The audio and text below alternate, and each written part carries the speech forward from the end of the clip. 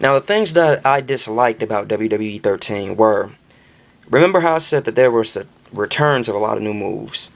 Well, they try to use clever deception on us. A lot of moves on the game are labeled as new that have been in the game since I don't know how long. For example, it's nothing new about the back suplex 4, besides the fact that it's on the modern, the old school Chris Jericho, but they labeled it as new.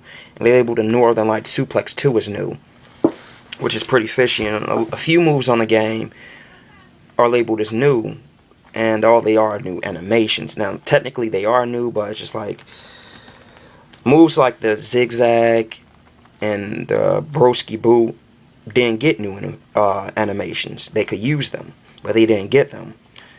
But a couple of backdrops got new animations, and that was kind of fishy to me.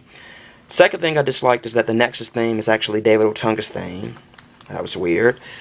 There's some glaring omissions from the game, which they're not too much culpable for, due to like WWE holding grudges and having it in for some people. Sable's not in the game. China is one of those people that I'm referring to. Due to her current métier, you could kind of understand why they don't want anything to do with her going with the direction that they're going into. But China she's remissible, just as Bruno Sammartino, who's negotiating being in the Hall of Fame next year. Just as Ultimate Warrior, just as Macho Man. They've given these guys promotion and figures and had them in the game. Well, Ultimate Warrior hasn't been in a WWE game since Legends of WrestleMania, but Macho Man was in WWE 12, and they did a movie with him, and they brung up his name on Raw and SmackDown a few times and other series. So I think China could be, deemed remissible. I'm not saying to have Chris Benoit in the game, but China being a porn star. I mean, if this was an Attitude Era, this would not have been a big deal. This would have been something to promote.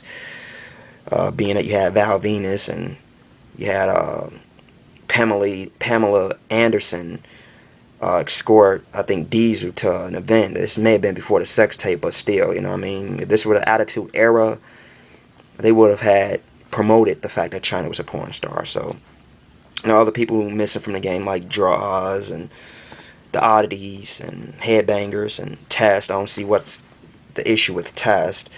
Al Snow and D'Lo Brown I can understand because they're road agents for TNA. But Taka Michinoku Funaki could have been in the game. Sometimes the audio zones out. I had that actually happen during the Kane and Mankind match during the Rock story mode.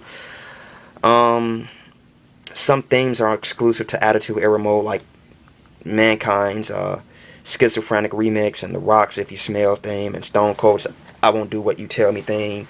The only one that you can actually choose is the one with the harder bass that he had. But that could be remedied with, I guess, the custom themes, custom soundtrack option. But still, I kind of was peeved about it. Like, why not just have it where we could set their themes like that? But, it can be a big deal to some, minor deal to others. I was peeved by it. The servers crashed every now and then, but the list I'm looking at is kind of old, some of the things. Like I was saying with the back elbow thing in the corner, they added that to the game. I had to take that off when they added it. That's kind of like the same thing with the server crashing every once in a while. Doesn't happen as much. The announcer botch, that's a big deal. Like, you might have a match, and let's say the first wrestler they announce, let's say The Rock, hailing from, Miami, Florida, weighing in 260 pounds, The Rock. His opponent comes out. From Long Island, New York, 220-some pounds. Okay, who is it? Is it Mankind? Is it Zack Ryder? Like, they won't say the person's name sometime when a person comes out. That's kind of a big deal.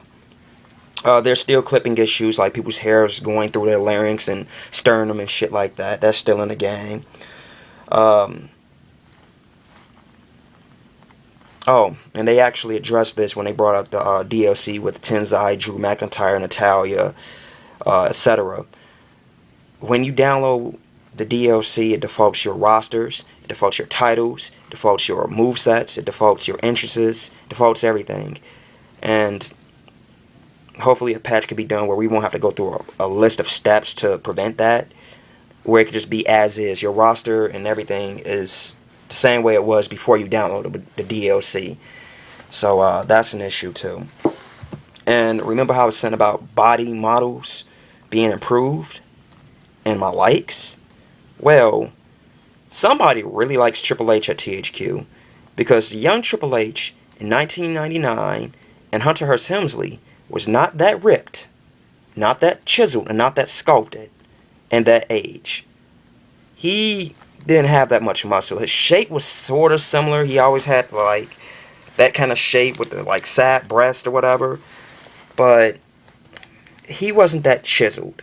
If anything, he didn't have like a six-pack or anything like that until maybe 2002 when he returned from the first quad injury.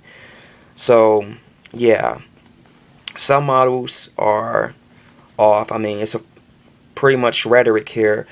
Goes without said, I'm just another gang member now. I'm just another member of the gang that hates how the divas look on a game. Leader might be the best. The worst might be Beth Phoenix, or hair looks bigger than her body. Speaking of that, what's up with Zack Ryder not having his adequate and correct logos on his attire? But that notwithstanding, yeah, some character models are off. Triple H is probably being the worst because maybe he asked for that. Maybe it's like a Lil' Kim situation, like with Def Jam Fight from New York, when her hair was like orange. She asked. I come to find out from reading that she asked her hair be that color. But maybe Triple H said, if you want me in the game, then I want to have my body look like it did in my prime. But everybody else has up-to-date models. Like The Rock actually looks like he did back in 97, 98, 99. But Triple H in 99 and Hunter S. Helmsley have like Triple H 2002 body. So that concludes my dislikes. And now finally the conclusion. Things that I would like to see in the next game.